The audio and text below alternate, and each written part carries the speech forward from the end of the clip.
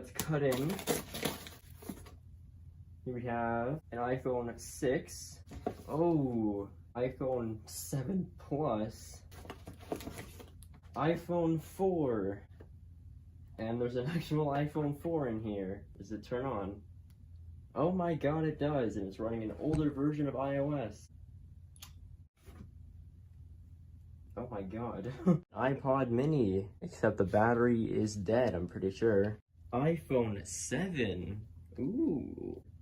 Yay. Galaxy S7.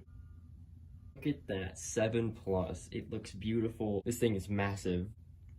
Wow. Here's an iPhone 4S. Here we have an iPhone 5 Silver Edition.